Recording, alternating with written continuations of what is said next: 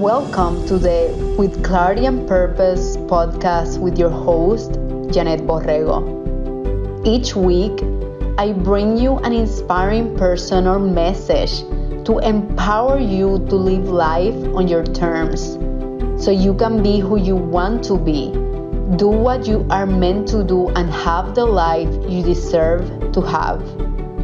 We will provide you with practical and cutting-edge approaches to continue getting clarity and direction on your path, mastering your mindset, and gaining confidence to tap into your inner wisdom so you can live on purpose.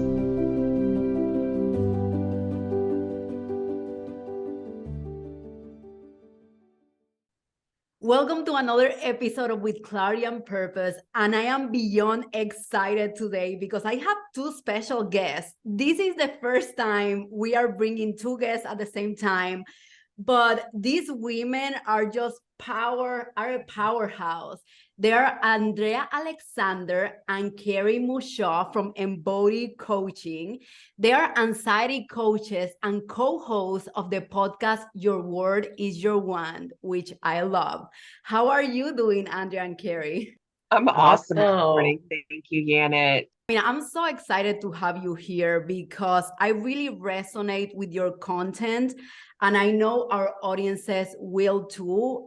Just the fact that you're anxiety coaches, I think everyone nowadays, we know what anxiety and stress are about. So I cannot wait to hear one about your journey, but also about your daily routine, the techniques that you use. That's what we are here for, to add value to our audiences. So thank you so much for being here.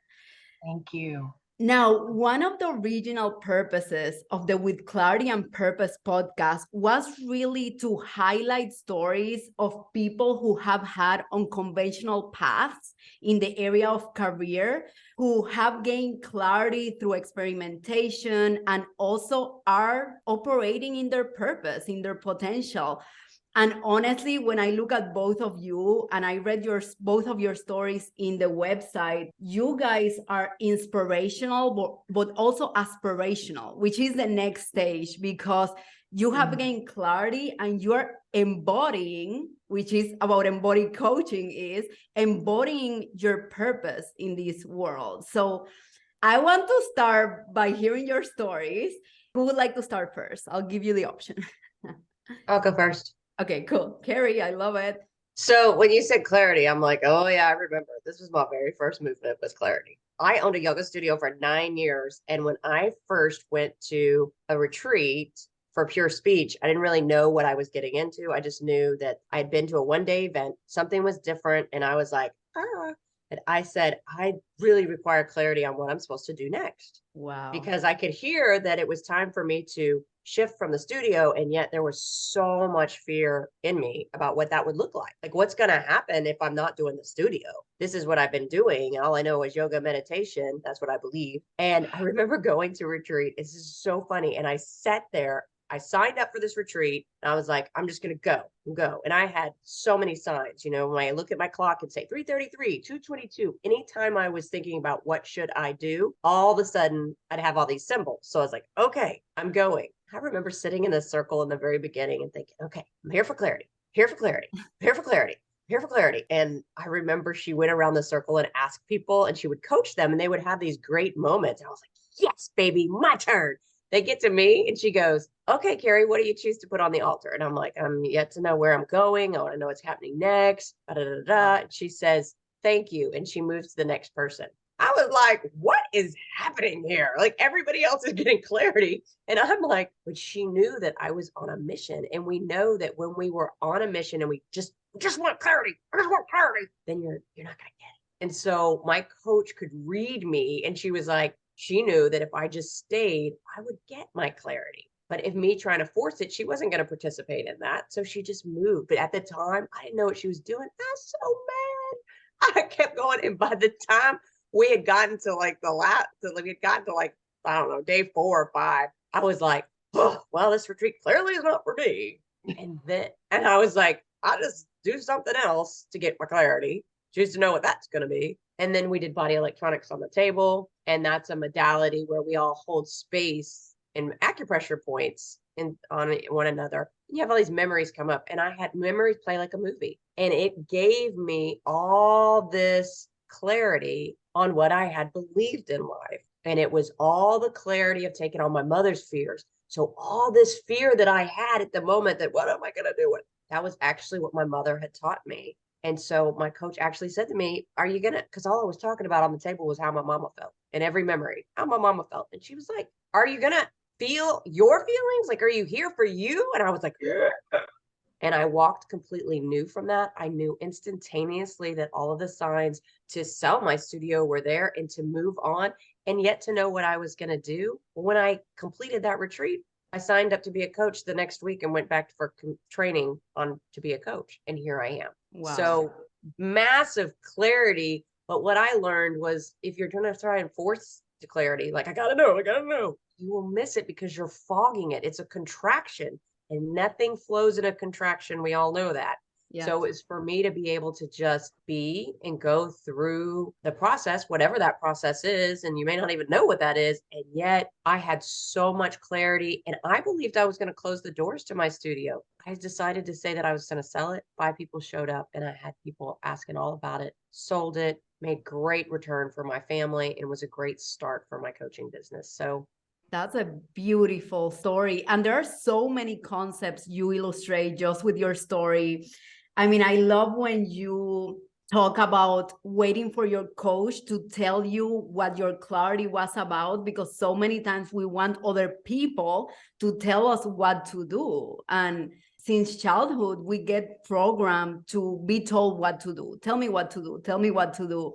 And I love that your coach was so wise that she knew that at a point you were going to get those answers for yourself, which you did. That's such a beautiful thing. And the other one is blaming, right? Like, oh, this retreat is not for me. Like, forget about it, right? Again, so many times we fall in the trap of being the victim, but really, like you did, if we take responsibility for that change, the answers will show up. That's a beautiful story, Carrie. I love that. So cool. What about you, Andrea? Awesome question. And this is completely apropos. So my experience stepping into this was for me to find my purpose. Yeah. And so when I went to a class called Sacred Body Language Translation, and I had this experience of being in this room with these women, and they were talking about consciousness, and our words create our reality, and our bodies speak to us. And I was like, what? My body talks to me? And I had the experience of, they called on a volunteer, and I raised my hand first, and she asked me what hurt. And I said, my thumb. And she said, how long? And I said, since college. And she said, repeat after me. She says, I willingly let go. And so I did. And she says, say it again. I willingly let go. And I felt this shift in my body that I had yet to ever be able to explain, or it was unaware of in the past. And the pain in my thumb completely dissipated. Wow. In that instant.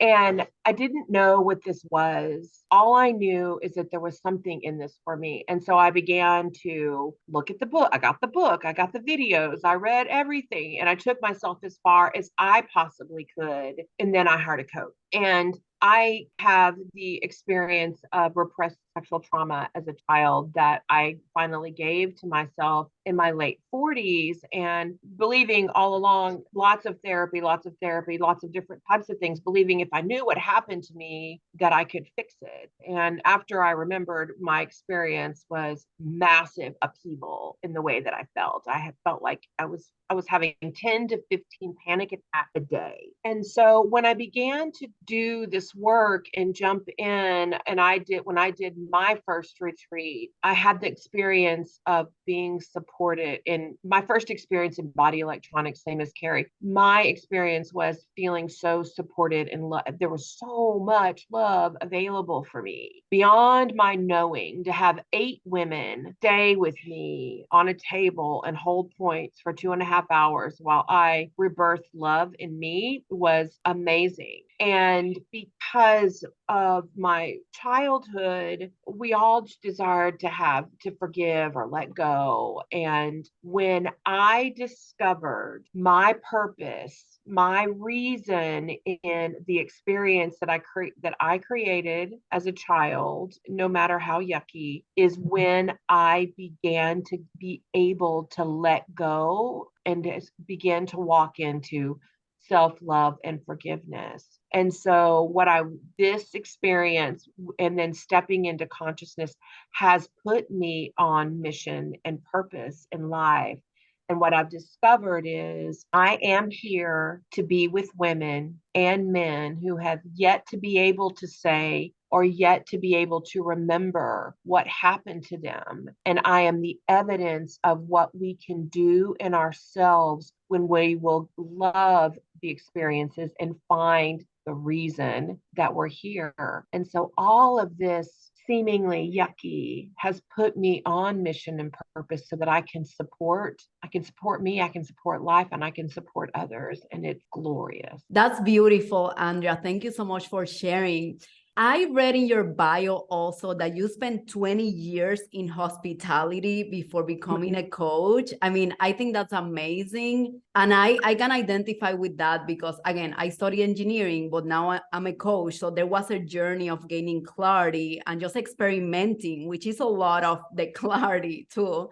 How was that for you? I mean, letting go of that past identity and welcoming this new beautiful identity for you.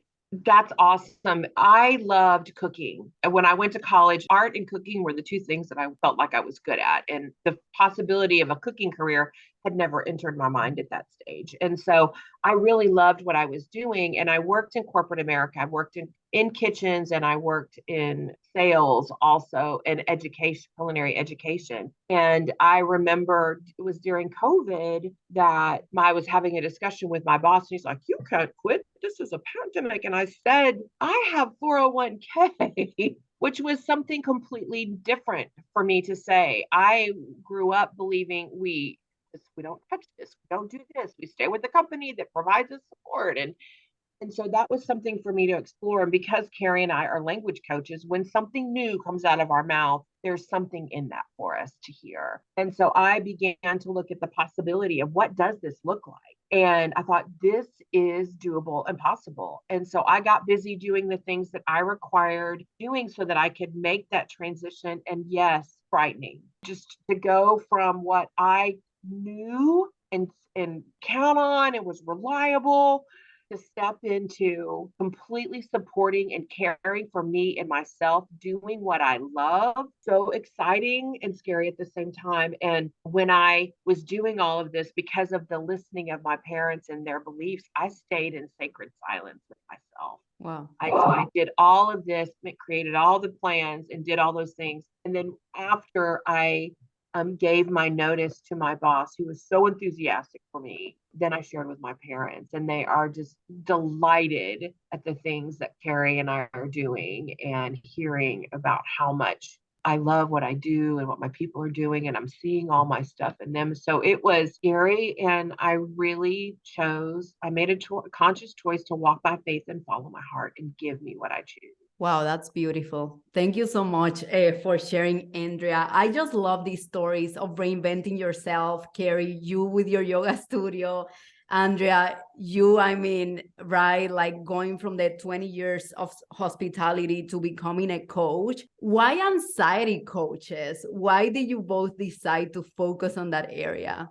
Carrie, go ahead. In so my big movement was I had what the world calls epilepsy. I had seizures for 32 years. And my big movement after I actually got off the table of my first retreat was my movement in being able to stay and love how I felt. And the act of fear that I took on my mother's fear, and then my mother taught me to go straight to fear, believing I couldn't handle how I felt, my body actually produced seizures as a way to leave. Because then I could check out 24 hours of recovery, sleep all day. And yet every day I woke up in the fear if it was going to happen again. So for me, there was this massive movement from fear and being able to stay and love how I felt. And after a year of doing that, I'm now 3 years seizure and medication free. And so I have transformed my pattern that anxiety is fear. and overthinking, because I would think about everything. What about this? And even when I was going to move to the studio, what about this? What about this? What if I do this? And what if I do this? What if I do that? People often say, well, I don't really have anxiety. And yet it's all the thoughts that fill our heads. And that's what my mother had taught me. And so in that, this movement does everybody have seizures because they have anxiety? No. This is my experience. And so what Andrea and I were able to land in was that anxiety is the fear that consumed me. And so who better to coach people on anxiety than somebody that's moved from 32 years of seizures? I mean, after that retreat, I used to nap for 2 hours a day for 32 years. That's a lot of hours. And after that retreat, all of a sudden, I didn't require the nap anymore. I couldn't figure out what was going on. I was like, there's so much energy in here. And I actually believed that maybe it was going to dissipate, that it was just an energy high, but it stayed with me. And that's when I knew it was a permanent transformation. And I was yet to know that in a year I would move through that. That, I believe that qualifies me as an expert, because I have walked in it, lived in it, and I'm aware that there is a bigger meaning to why we are having fear than just what we know. Because if you would have told me you took on your mother's fears, I'd have been like, yeah, okay, quacky. I wouldn't, and I discovered it myself. Do this work. I love that. And it is so true. What people don't realize is most of our beliefs are formed from age 0 to 7. And if you believe in generational baggage and past lives, that plays a big role also in your life. So I love that you pointed that out, because you're right. We are not aware of most of the things we execute and we think in the background, right? So I appreciate that story. That's awesome. And may I add, so all anxiety is fear of the future. Mm-hmm. And we begin so the way that what happens is that we have an experience that creates some kind of feeling of fear in our bodies that gets stored. And there's two hemispheres in the amygdala. There's a left and right. And so all fear gets stored in the amygdala. The amygdala is what exacerbates or excites the ego portion of our brain. The ego portion of our brain is sole responsibility is to keep us safe. And it's a perceived sense of safeness. And we've had the experience at some point where we were worrying, and what we worried about had yet to come true. So there's a dopamine reward in that. And so worrying is an unconscious belief that we will be that it'll make us okay. And yet the worry sends us down the rabbit hole, and we continue to worry and worry and worry, and actually a massive detriment to our emotional and our physical body. And so anyone who is overthinking what if is thinking based on anxiety experiences that are stored in their body from the past, and whether they belong to them or to the ancestral DNA, the subconscious, the collective of men, women, and generational, it's in there. And so what we're remembering is that we get to question every thought that we have. Is it true? Is it true? Is it true? That's beautiful, Andrea. That has never happened to me before. That's weird. There's a lot of energy in this room. There is a lot of energy, y'all. Like I'll need to tell the team, cut this. That has never happened to me before. There is a lot of energy. Okay, start here. I love that you shared that, Andrea. And I always share with my clients, anxiety is a sign from your body and mind that you're focusing on what you don't want, which is exactly what you said of these what if scenarios just projected into the future. I think people need this so much. And I'm just so grateful that you both are focused on this, because you have gone through the journey yourself, like you said, Carrie and Andrea. So you're definitely the experts on this topic. You two talk a lot about body electronics. Like, tell me more about it. I want to know about this. I have never heard of it. So I'm just super curious. Oh, it's so magical. What magic. That's when Andrea's speaking. So when we're on a retreat, we're on a massage table, and we have women's circle, and each woman takes their thumb and places it in an acupressure point. And we find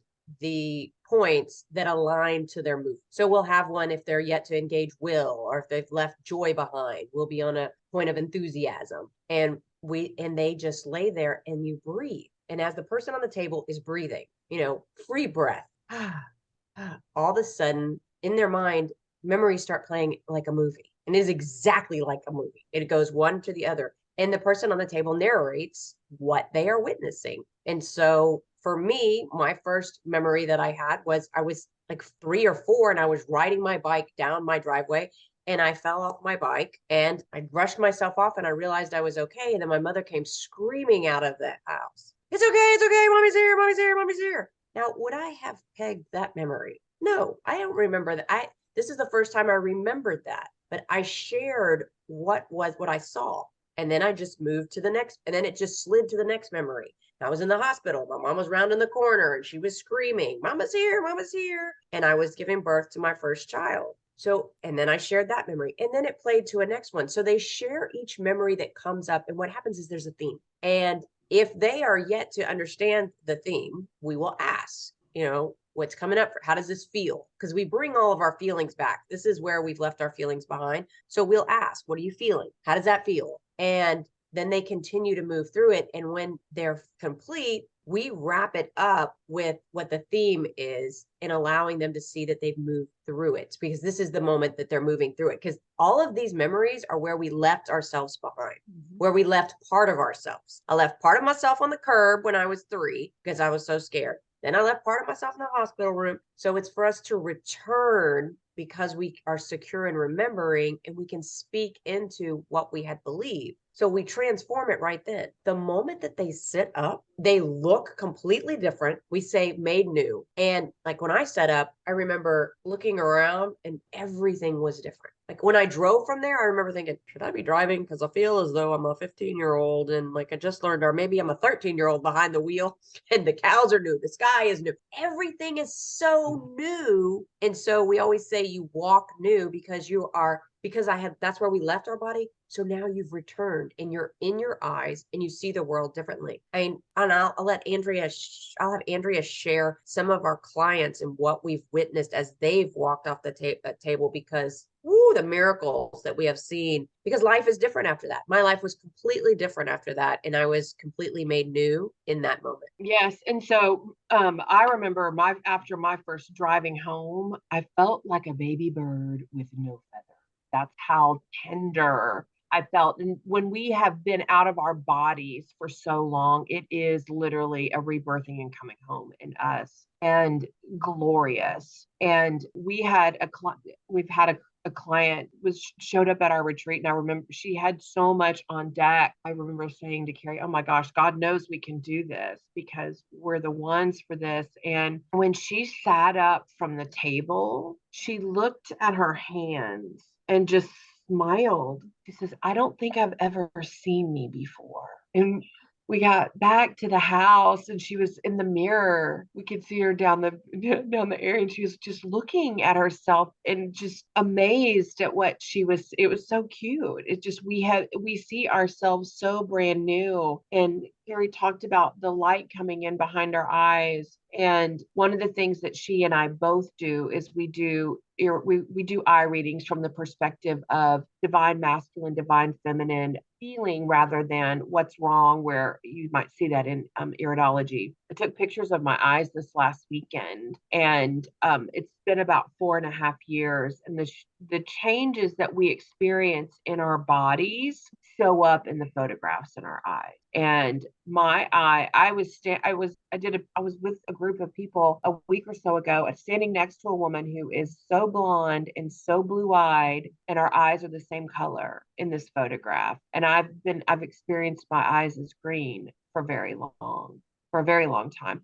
And so the color of my eyes has been shifting even, and all of in our sclera, which is where we have our blood vessels and things are coming in, all of the stuff that used to be coming into my iris is received. Wow. So we've had people get off the table and their glasses, their prescription on their glasses no longer work. They got to take them off, got to get a new prescription because their vision actually changed. I've had the experience. I had my glasses on so I could see far away, and then all of a sudden everything got blurry far away. I took my glasses off and I could see. I was like, okay.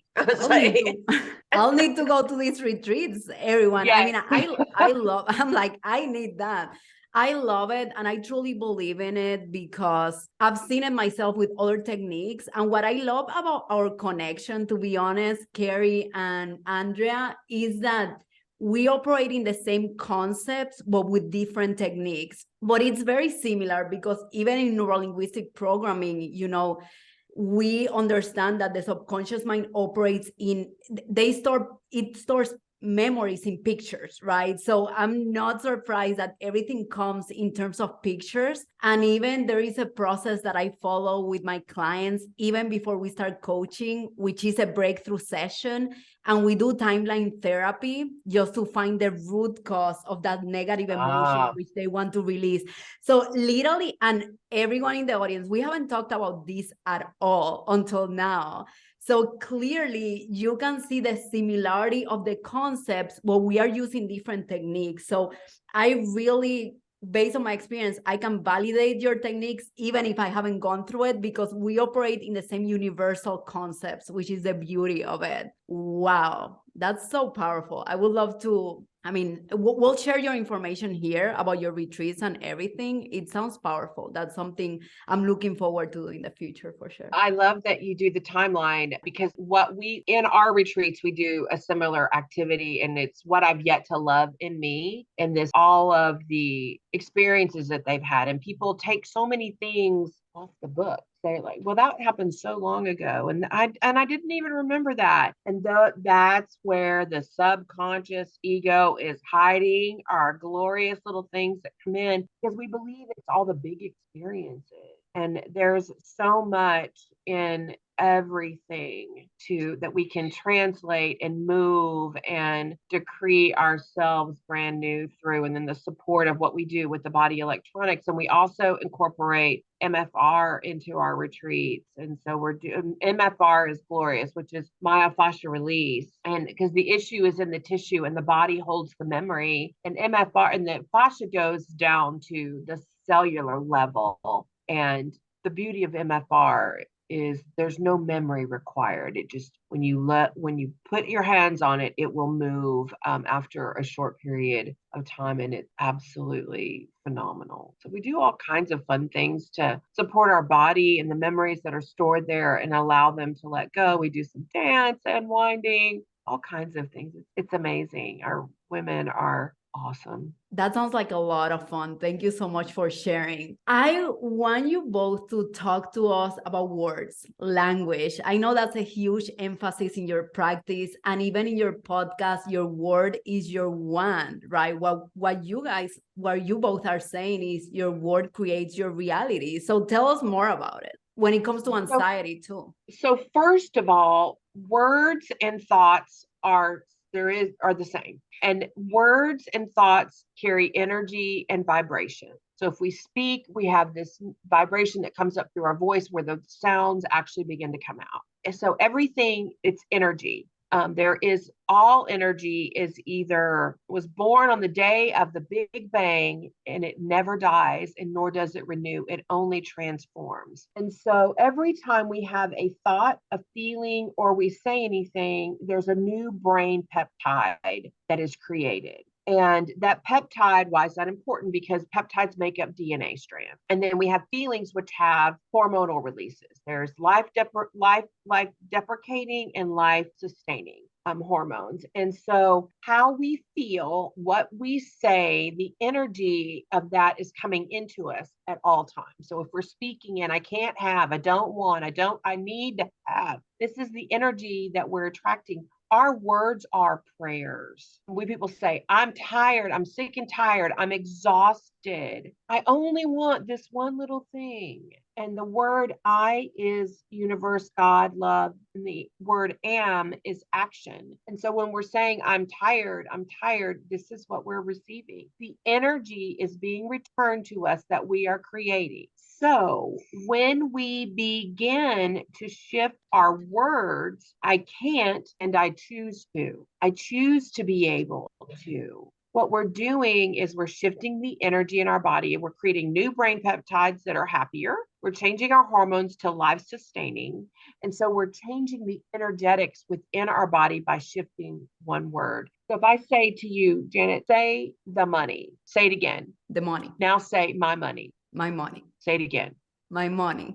Do you feel the difference? Yes. And so what we're doing is we're taking ownership and putting ourselves in and saying what we do choose rather than what we don't want. And new peptides, new hormones, changes the energy. So then we begin to, when we're saying what we choose, we're creating this whole new dynamic that creates an opportunity for abundance and other things to come to us in a brand new way. And so the 5 simple ones: I can, I am, I have, I will, I choose, I love, and I enjoy. And it's those simple little shifts from the to my that completely changes the energy of what we speak into. That's amazing.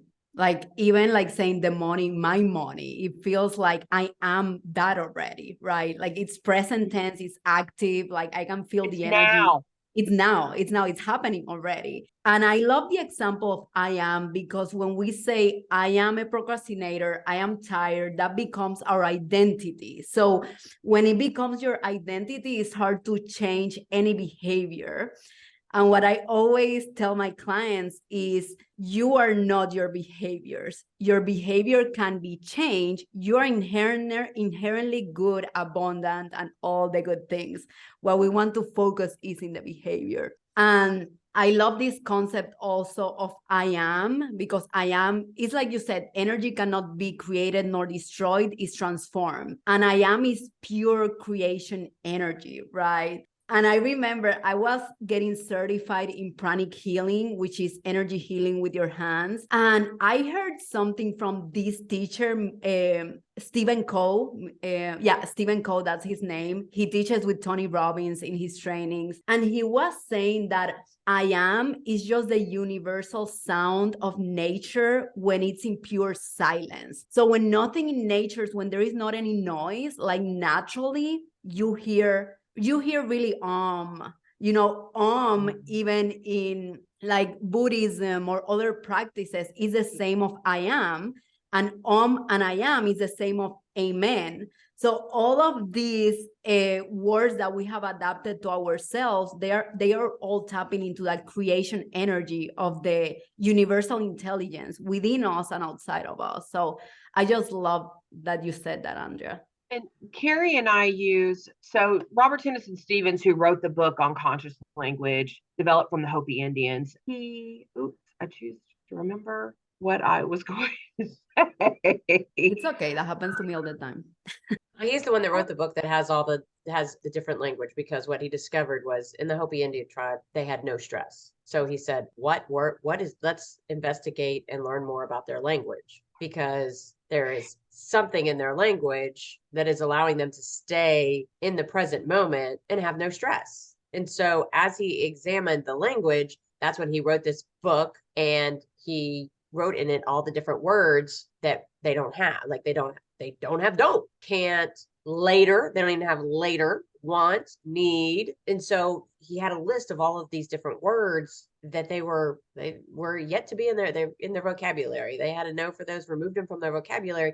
And that's what we're here to do, is to transform the words. So we no longer require removing anything. We just transform the word into the power that actually gives it action. Because like the word the is a separator. It separates us from whatever's next. And so even so I used to be a yoga instructor, and I remember put the foot and step into the foot, move your foot. And I would hear instructors say this over and over again. And I said, why is it that people keep coming back to class and they feel like they have to have the instructor to do it? Well, they have no ownership. You haven't asked them to move their foot, step into your foot, step into your other foot, feel your feet. And then I give them a decree. I feel my support. Beautiful. And that's where we are just shifting the does to the my's, so that everyone owns their own experience. Because when you own your experience, you empower yourself, and you're aware that you are the masterful creator of your experience, and you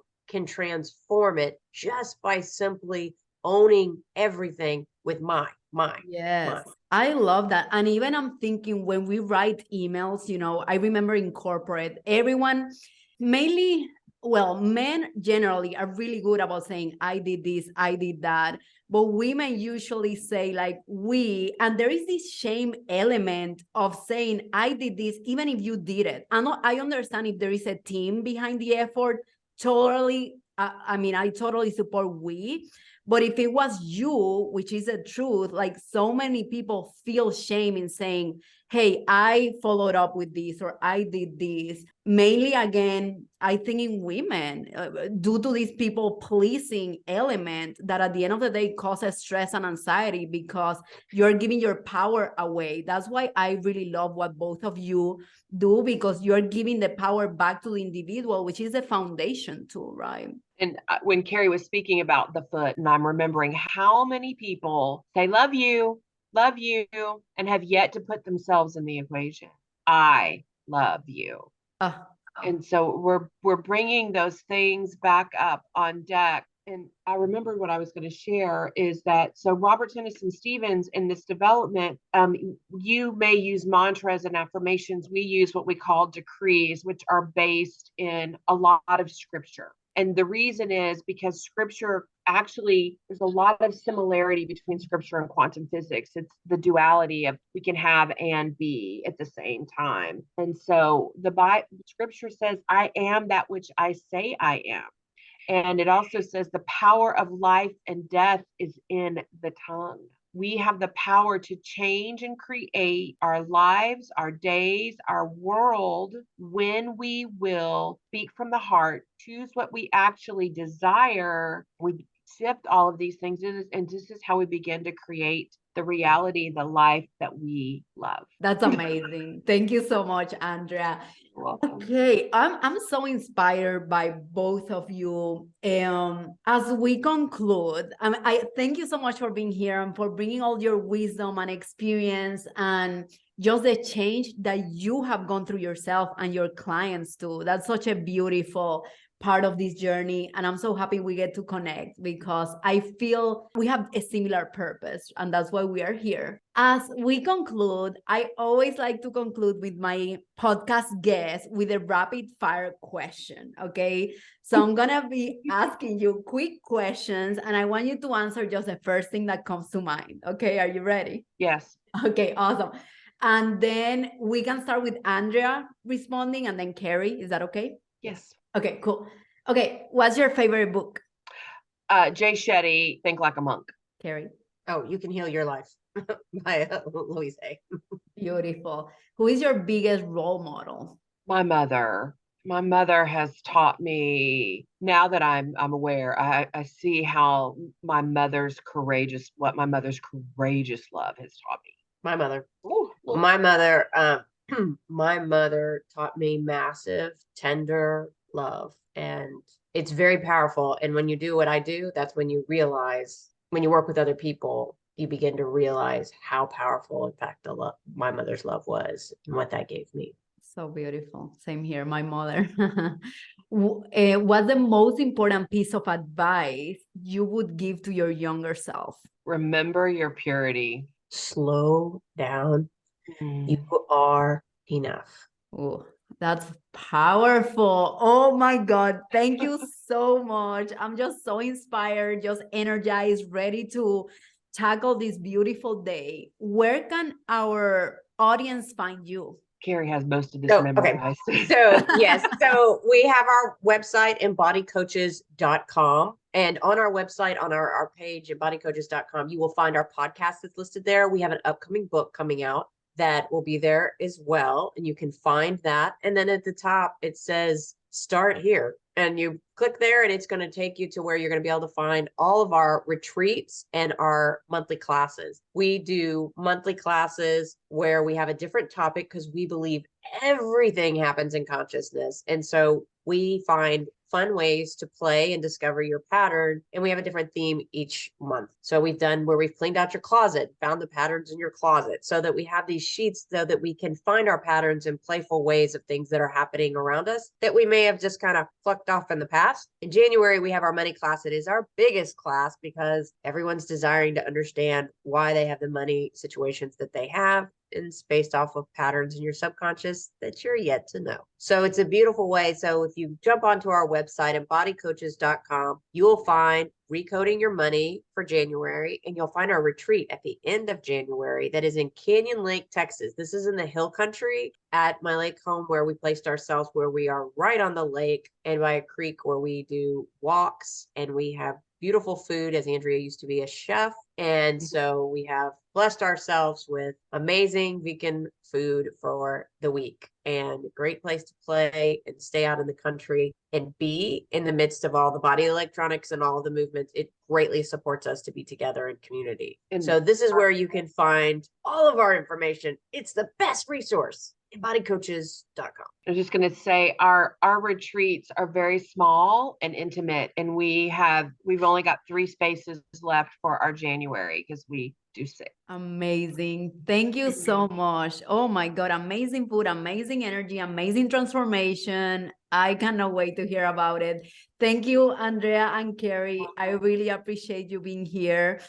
And to our listeners, please share this episode if you found it inspiring, helpful, or if it can help anyone you know. Please share it. We are so thankful you were here with us today. Thank you, everyone. Thank you. You're welcome. Thank you. Thank you so much for listening at With Clarity and Purpose. I really hope you enjoyed today's episode. Sharing is caring. Please share with your friends and family so we can continue building an empowered community together. I'll see you next week.